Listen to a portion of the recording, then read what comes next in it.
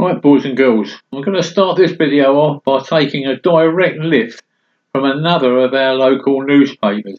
This one is called the Norfolk News, and it is like a clone of the Eastern Daily Press because all the articles are the same and even the layout's exactly the same. But I'm going to take a straight lift from this newspaper today because there's some of the quotes in here which just left me absolutely speechless. Maybe it's because I'm a Londoner that I love Norfolk so. Who is it me stuff?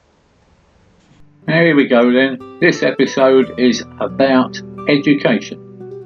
80-year-old goes to the doctor for his annual checkup, and he says to the doctor, "Am I alright?" And the doctor says, "You're fine, George." He said, "You're really fine." He said, "But I've got one question for you." He said, "Go on then, doctor, what's that?" He said, "Why have you got a suppository stuck in your ear?" And George says, "Oh, God, no. Can I borrow your phone, doctor?" "Yeah," he says, "yeah, help yourself." So he picks up the phone, dials his wife, and he says, Mary, don't bother looking for it. I know where my hearing aid is." A Norfolk Academy Trust has revealed plans to lay off more than 30 members of staff, including 16 teachers from a single school. An astonishing 25 positions at Reetham High School, including 16 teachers, would be made redundant. Can you believe this?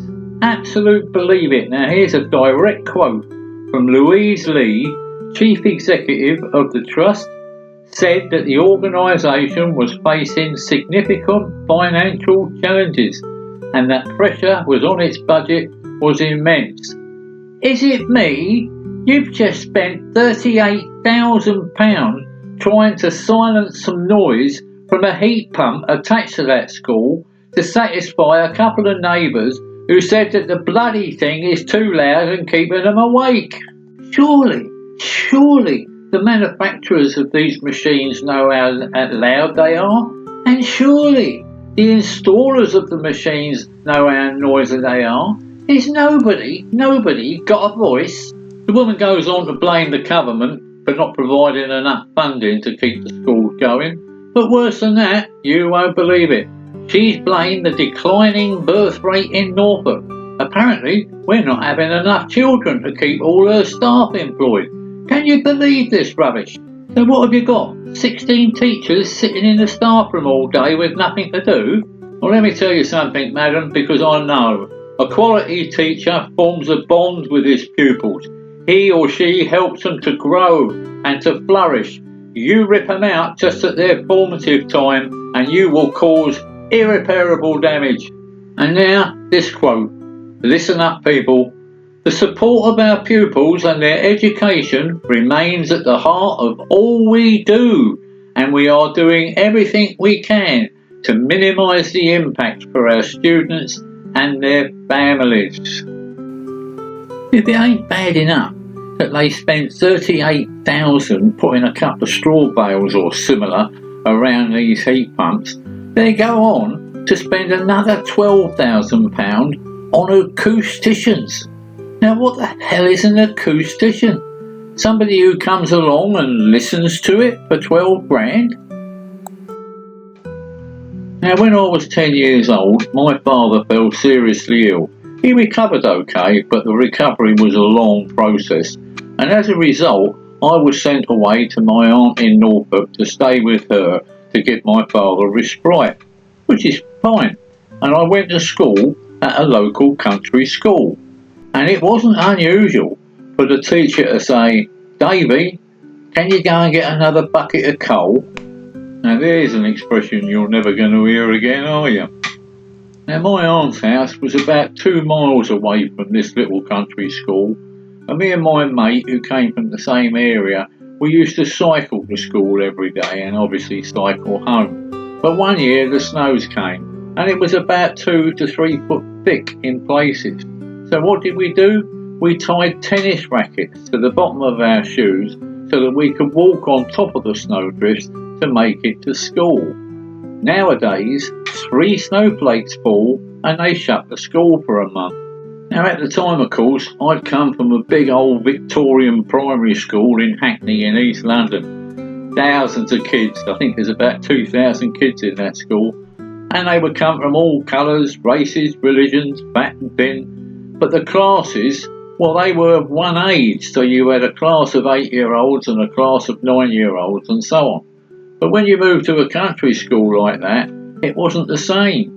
The kids in the class ranged from 6 to 11, and you was expected to all muddle in together and help out the younger ones, especially with reading, writing, arithmetic and all that sort of thing. So this then was my first tentative steps into teaching, and I became a teacher subsequently later on in life, and these were the initial groundings of becoming a teacher.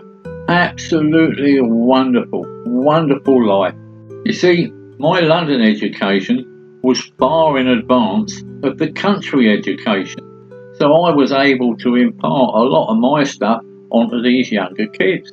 So I had all the advantages of being a wartime evacuee, an East End kid being sent out the country to learn country life, and then went back to finish my education in London. Isn't that a unique story?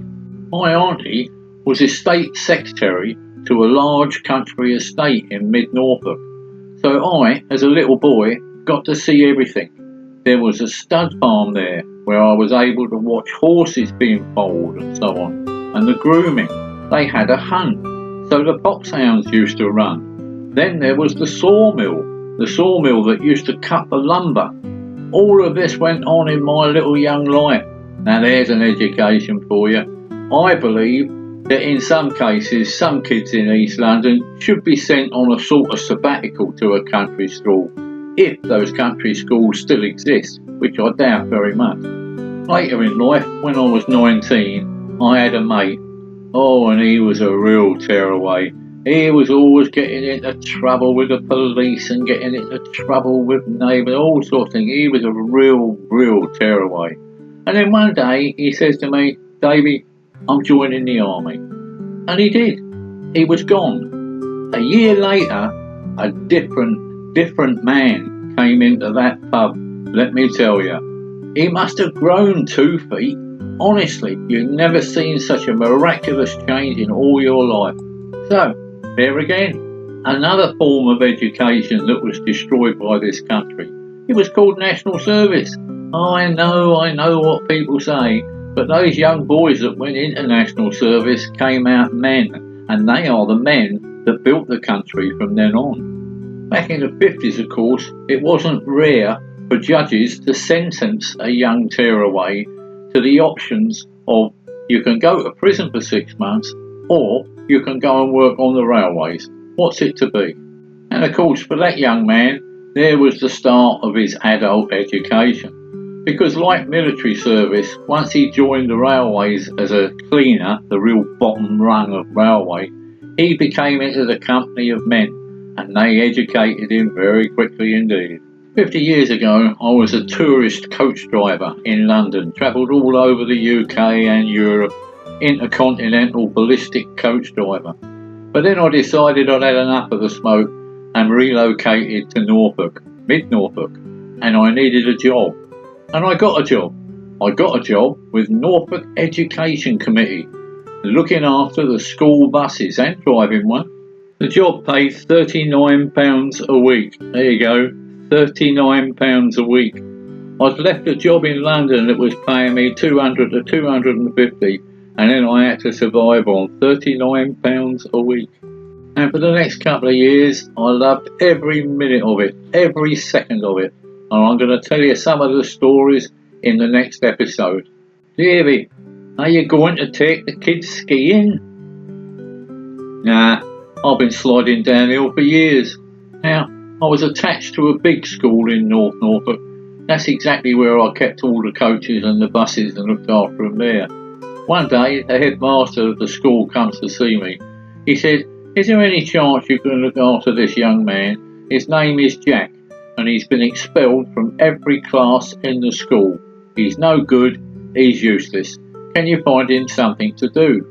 Now, I've changed Jack's names for obvious reasons in case he gets to recognise it, but I think it was bad enough that the headmaster introduced him in such a way because he wasn't useless, he was just disinterested.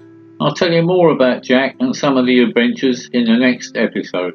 So there we are, that's 10 minutes. So it's time to wrap this video up. I hope you've enjoyed it, including the views that I've shown you, and I'll see you on the next one.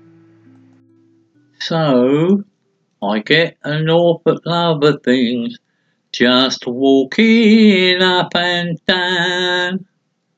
See ya.